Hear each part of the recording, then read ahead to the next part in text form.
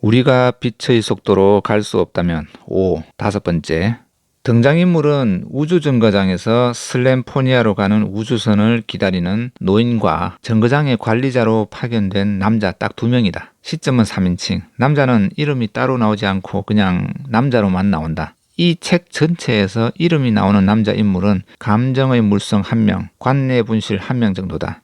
인물 명칭에서 특이한 점이 있다. 이야기 초반에는 그냥 노인이라 소개되는데 실제로 노인이라고만 말해도 그냥 충분히 일반적인 이야기가 노인하고 파견 직원 사이에 오간다. 그러다가 천천히 노인의 개인적인 문제를 듣는 이야기로 넘어가면 노인의 이름인 안나라는 이름이 나온다. 그러니까 노인이라고 했다가 안나라고 말하는 식이 된다. 이야기가 더 진행되면 노인 개인의 인생 이야기가 나오는데 그때부터 안나라는 이름이 더 많이 나온다. 앞서 스펙트럼이라는 작품에서 할머니와 그 할머니 이름인 희진이 섞여 사용되는 것과 같다. 노인과 안나가 함께 사용되는 일부 내용을 소개한다. 175페이지.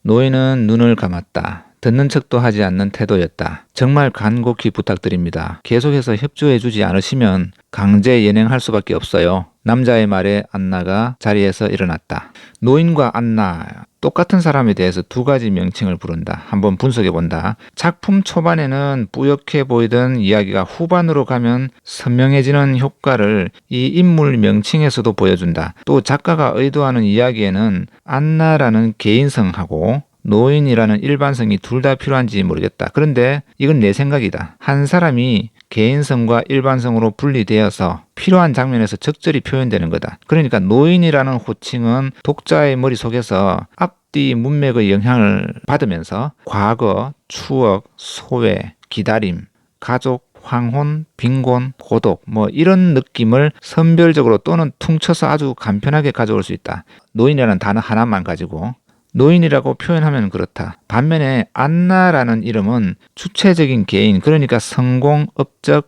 이 작품에서는 꿈, 일하는 여성을 상황마다 선별적으로 떠오르게 설정해둔 것 같다. 정거장 관리자인 남자는 처음부터 끝까지 남자로만 나온다. 역할은 정거장의 관리자로 파견된 직원이라는 정도다. 여기서 떠오르는 작품이 있어서 교차 리뷰한다. 프란츠 카프카의 소송, 옮기니 김재혁, 펴낸 곳, 주식회사, 열린 책들. 9페이지를 인용한다. 주인공은 그냥 K로 불린다. 노인이나 안나와 같은 느낌과는 약간 다르다. 주인공은 K, 부인 이름은 그루바흐. 또 그런데 건너편에 있는 사람은 그냥 노파다. 이건 노인이나 비슷한 느낌이지만 다르다. 노파는 여성임을 포함하고 있고 노인은 여성인지 아닌지 알 수가 없다. 프란츠 카프카의 소송, 9페이지 읽어본다. 누군가 요제프 K를 모함했음이 분명하다. 나쁜 짓을 하지 않았는데도 어느 날 아침 체포되었으니 말이다. 그에게 방을 새놓은 그루바흐 부인의 가정부는 매일 아침 8시면 그에게 아침 식사를 가져다 주곤 했는데 이날따라 오지 않았다. 이런 일은 처음이었다. K는 잠시 더 기다리면서 베개에 몸을 기댄 채 건너편에 사는 노파를 넘겨다 보았다. 소설 가장 첫 문장이 대뜸 이렇게 시작한다. 누군가 요제프 K를 모함했음이 분명하다. 이렇게. 그나마 처음에는 요제프 K이지만 그 다음부터는 그냥 K라고 부른다. 작품 내내 K라고 불리는 거다. 이유가 있을 것이다. 이번 작품 우리가 빛의 속도로 갈 수 없다면에서 그냥 노인이라고 불리는 장면하고 어떨 때는 안나라고 말하는 것도 작가의 의도일 것 같다. 하여튼 나는 후담이지만 프란츠 카프카의 소송을 가장 읽기 어렵다는 것이 아니라 읽기 힘들었던 소설로 기억한다. 그냥 악몽까지 꿀 정도로 힘들었던 작품이다. 감상평이다. 빛의 속도로도 극복할 수 없는 우주적인 공간, 너무 심한 그 거리감은 이 작품에서 안나에게 절망을 안긴다. 그런데 안나는 스스로 그것을 희망으로 받아들인다. 절망 후에 오는 희망. 안나는 일하는 여성이 겪는 가족과 꿈을 향한 딜레마를 겪으면서 최선을 다해서 열심히 살았다. 그렇지만 결과적으로는 후자를 택한 것이 되어버렸다. 일. 안타까운 느낌도 준다. 책 제목하고 감성이 통하는 문장을 소개한다. 181페이지.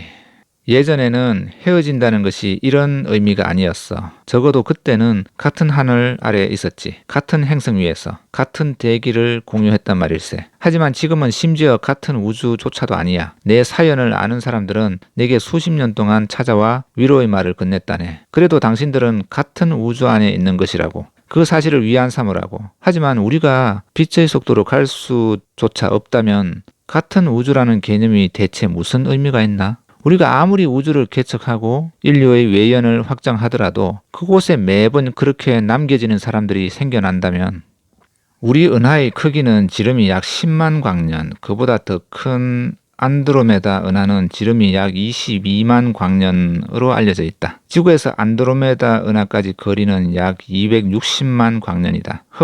허블의 법칙을 발견하기 전까지는 사람들은 우리 은하가 우주의 전부라고 여기는 편이었다. 관심이 없던지 아니면 그렇게 알고 있었다. 그 너머는 못 봤으니까. 지금은 그때 우주보다 수천억 배 이상 커져버렸다. 망원경이 더 최첨단이 될수록 우주는 커진다. 이 말은 우리가 인식하는 것까지가 우리가 존재한다고 생각하는 우주의 크기라는 현실이 깔려있다. 이번 작품에는 워프 항법, 워프 버블, 딥프리징, 안티프리저, 고차원 웜홀 같은 용어들이 나온다. 그렇지만 현실은 가까운 미래에 실현 가능한 로켓은 지구에서 가장 가까운 태양계까지 가는데 4만 년 정도 걸린다. 우주의 크기로 치면 우리 코앞이 아니라 코에 붙은 각질보다 더 가까운 곳까지 가는데 4만 년이다. 우주 크기로 보면 그곳에 4만 년 후에 도착하더라도 우리는 그냥 제자리에 묶여 있는 거나 다름없다.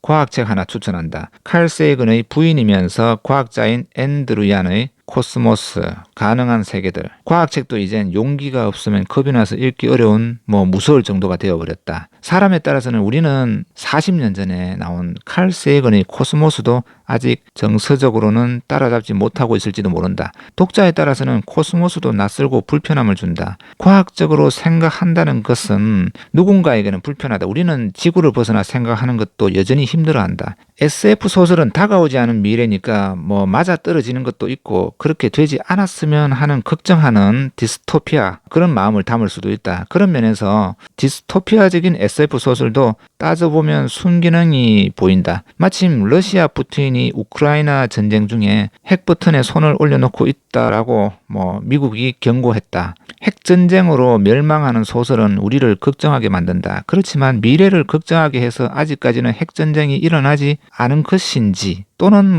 그래서 미래를 이미 바꾼 것인지 알 수는 없다. 많은 매체에서 떠들고 있는 메타버스나 아바타 같은 말은 90년대 초에 나온 SF 소설 닐 스티븐슨의 스노우 클래시에서 시작되었다. 참고로 영화 아바타 1편은 2009년에 나왔다. 구글 지도를 만든 구글 창립자 세르게이 브린은 이 스노우 클래시를 읽고서 세계 최초로 구글 어스 영상 지도 서비스를 개발했다 한다. 그러니까 SF 소설은 다가오지 않은 미래이기도 하지만 다가올 수도 있는 것이다. 이렇게 5번째, 우리가 빛의 속도로 갈 수 없다면 리뷰를 마친다.